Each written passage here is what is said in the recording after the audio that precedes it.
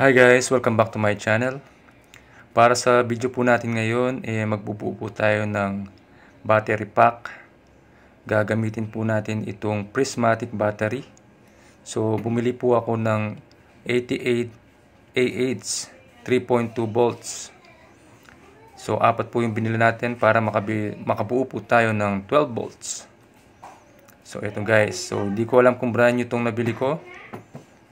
So, mukhang hindi naman brand new, pero first time po kasi bumili. So, kung titignan nyo po, ayan. Inspectionin po natin maigi kung walang damage yung nabili natin. Pero tignan nyo guys, so, mukhang bloated. Bloated ng bahagya kasi hindi mo madikit ng husto. So, nakaumbok sa gitna. So, ayan guys. So, mukhang may gas-gas. Di ako sigurado guys kung brand new to ha. So, first time po kasi bumili. Pero may nakikita ako sa mga video na pag pinagdikit mo yung mga brand new yung nasa maayos na kondisyon nagdidikit naman. So, ito mukhang may konting siwang So, ito yung gagamitin natin guys, yung Dali BMS 4S 12 volts 100 amperes na meron na siyang kasamang active balancer. So, ito guys, check muna natin yung mga voltage ng bawat battery. So, dito tayo sa positive to negative. Ayan. So, nasa 3.21 to 3.22 volts. So, ganun din yung pangalawa, nasa 3.21 volts. Pangatlo natin, ganun din guys. So, nasa 3.21 volts. So, 3.21 volts. So, ayun guys. So, pantay-pantay naman yung voltage ng ating battery. So, next natin gawin i-alternate natin yung pagkaka-range nitong ating battery pack. Para makabuo tayo ng 12 volts. So, ayan. So, positive, negative tayo. So, yung black guys, yun yung positive, yung brown yung negative. So, ito positive, negative, positive, negative, positive, negative, positive, negative. So, isi-series natin yan para mag-plus yung mga volts nyan. So, makabuo tayo ng 12 volts. Ito guys, lagay na natin yung bus bar. So, from negative to positive, yan. So, nasi-series na yan. So, magpa-plus na yung volts nyan. So, lagay natin yung screw. After natin lagay ng bus bar. So, wag muna natin higpitan itong screw nya. Dahil maglalagay pa tayo ng wire dyan. Yung wire ng BMS mamaya. So, saktong screw lang. Yung bili ko pala dito sa prismatic battery guys, nasa 5,007 almost yung apat na 88 amperes per hour. So ito guys, i-test natin yung voltage ng ating battery kung nagka-series na siya. So from dito sa dulo positive and then sa dulo negative, ayan, nasa 12.93 volts na guys. Ayan. So, ito guys, after natin ma-check yung voltage niya, so, linagyan ko muna ng cable para naka-fix yung ating battery pack. So, ito guys, check natin yung manual ng ating Dali BMS. So, meron naman siyang diagram dito kung paano natin nilalagay yung ating Dali BMS dito sa ating battery. So, itabi muna natin to guys. Diyan, tignan natin mamaya. So, tignan muna natin itong Dali BMS na ilalagay natin dito sa ating battery. So, ito yung kanyang battery negative. So, ito yung kukunan natin dun sa battery mamaya. Dito sa kanyang negative na last. And ito yung kanyang wiring. Check natin. So, yung kanyang wiring may limang wires. Apat na red dun sa apat na positive, and yung isang black dun sa dulo na negative.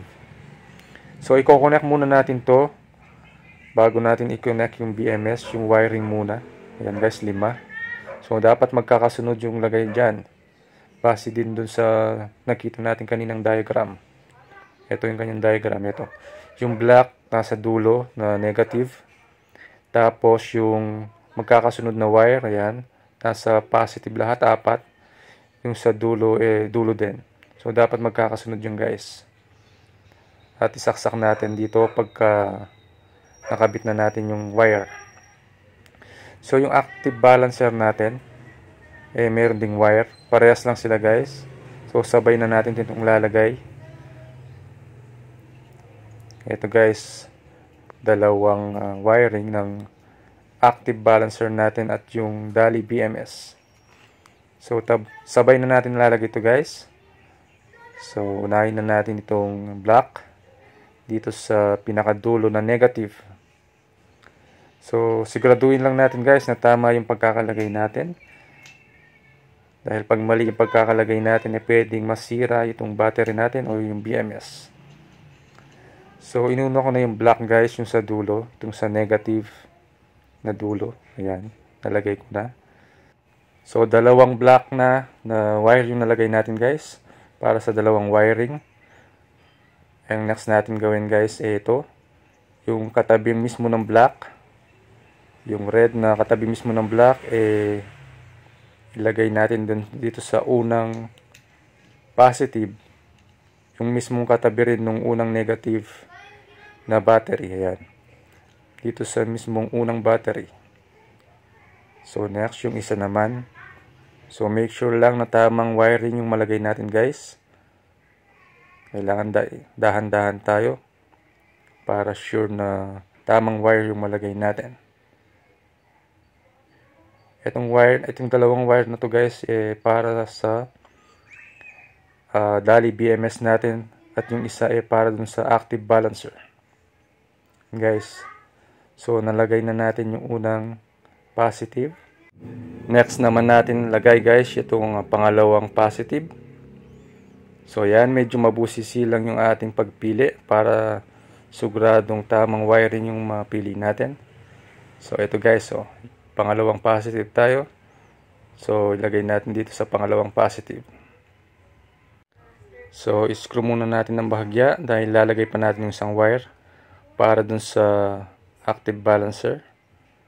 So check natin yung isang wire naman. Pangalawang positive naman dito sa isang wire naman. So ito guys, so dahil dalawang wire yung lalagay natin dito. Ayan guys, lagay natin yung isang wire. Ito guys pala yung gawin natin. Pagdikitin na natin para madali. Para madali yung paglagay natin, pagdikit na natin yung wire bago natin ilagay dito sa ating battery. So nasa pangalawang positive na tayo guys na wire. So tuloy-tuloy lang to guys hanggang mabuo natin yung pinaka-last na positive. So next is pangatlong positive. So tignan natin yung wire yung dalawa. Yan, pangatlong positive dun sa isa din. So ilagay muna natin dito para tabi muna natin. Yan. Next yung pangatlong positive dito sa isang wire. Ito guys, oh. Talagang mabusisi yung paglagay natin para sigurado. So pagdikitin na natin to bago natin ilagay dun sa battery. Ayan guys. So pwedeng pagpalitin itong dalawang wire na ilalagay natin dahil parehas lang naman ito. Pwedeng yung isa sa Dali BMS, yung isa sa Dali Active Balancer. Ayan guys. So malapit na to guys. So last na tayo niyan. Nasa pangatlong positive na tayo. So yung sa dulong positive na niyan. Ito guys, yung last na positive. So madali lang ilagay guys dahil may kulay naman yung ating mga wires. So dapat lang sunod-sunod yung pagkakalagay ng positive natin. Yung sa negative yung sa dulong negative lang. Ayun guys, sa dulo na to guys. So make sure na nasa dulo tayo ng wire.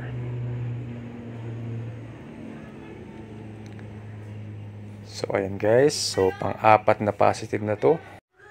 So ayan guys, okay na yung wiring natin. Next natin gawin ilagay itong ating Dali BMS dito sa ating negative terminal. So meron naman B1 yung ating wire na blue. So ilagay lang natin dito sa ating negative terminal. So dapat guys yung nasa yung letter V, letter B na negative na wire yung nilagay natin dito. Ayan. Huwag natin pagbaliktad guys, baka masira yung ating Dali BMS at battery. So ayan. So yung isa kasi guys, yung black yun yung magsisilbing connection ng ating power dahil letter P is for power. Ito guys, so ipitin lang natin ng konti itong pagkaka-screw ng ating cable ng ating Dali BMS. Ayan. So ingat-ingat guys, baka magkadikit yung mga wires. Ayan guys, so na-screw na natin dito. Next fix natin dito yung ating Dali BMS. Pwede natin idikit dito or gagamit tayo ng cable para ma-fix yung pagkakaayos nitong ating Dali BMS. So ayan guys, cable lang natin ng mabilis para nasa ayos yung ating Dali BMS. Tamang pagkaka-cable lang guys. So lagay na natin itong kanyang wire after natin ma-secure yung kanyang pagkaka-cable. So ito guys, lalagay ko na. So yan guys, nalagay na natin. Ayusin lang natin ng konti yung kanyang wire. Ayan guys, i-check natin yung kanyang voltage. Bago natin ilagay yung active balancer, check muna natin yung voltage ng ating battery. Kung nagwo-work itong ating nabiling Dali BMS. So check muna natin itong sa battery guys. So ayan, nasa, tingnan natin, 12.9. Dito sa may Dali BMS, 12.9. So ayan guys, 12.9. So working yung ating Dali BMS. Next naman, itong ating active balancer. So na-cable tie ko na rin guys yung ating active balancer. Ito yung magsisilbing pag-balance ng ating battery. Dahil apat nga itong ating battery pack. So kailangan nasa balance din yung kanilang voltage isa-isa. So para magtagal, itong active balancer yung magsisilbing pang-balance ng ating battery pack. Ayan guys, so working. Umilaw yung ilaw ng ating active balancer. So ayun guys, after na ma-install natin yung BMS, pati na rin yung active balancer natin. So ito, hinigpitan natin yung mga screws at inayos yung mga wiring. So ready na i-charge to guys. Tara, i-charge natin. So ayun na nga, na-install ko na, na-charge ko na kaninang umaga. So ngayon ko lang nakuhanan, hapon. So inayos ko rin yung konti yung pagkaka-wire niya. So ito guys, nag-charge naman siya. So hapon na kasi, kaya mahina na yung ating solar panel. Pero kanina nakuhanan ko, medyo malakas yan. So ayun guys, so nagamit na rin namin. Sinubukan ko na rin gamitin dito sa ating inverter. So sinaksak ko yung aming refrigerator. So nagwo-work naman guys. So ayan. So working yung ating ginawa. Check natin yung kanyang volts. So ayan, nasa 13.2 volts pa yung ating battery. Ayan guys.